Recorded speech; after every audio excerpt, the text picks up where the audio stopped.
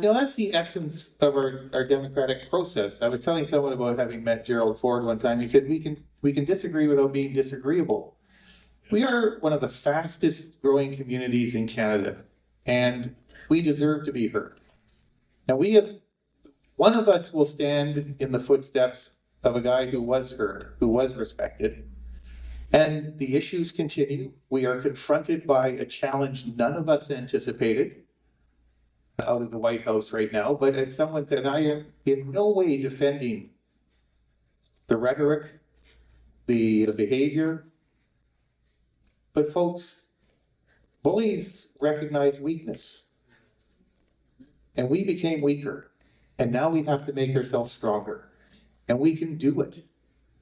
We can do it by working together as Canadians, by building the infrastructure, by tapping into that wealth of resources that we have and showing the world the right way to sustainably develop those resources. We have been the envy of the world, and we can be again. But we're going to have to work together to do it. And there are going to be, candidly, there are going to be some difficult days ahead. We have been overspending.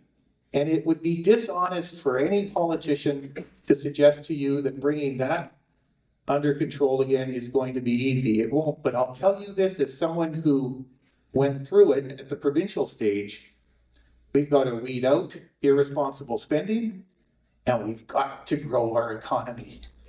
And we don't have to grow it at 8%, but if we can grow it at 3%, which is entirely achievable, that rising tide will raise all boats, and we will get our fiscal situation under control. And all of these great things that we want to do, because we're Canadians, we want to provide counseling services to addicts. We want to take care of our seniors. We want to have early intervention for our kids.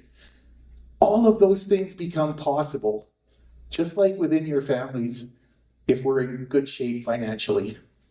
And all of them become more difficult and sometimes impossible if we're not. I don't have to tell you to vote. You're here. You've either already voted or I know you're going to, but please tell your neighbors democracy is a participation sport. They got to participate. Thanks for being here today.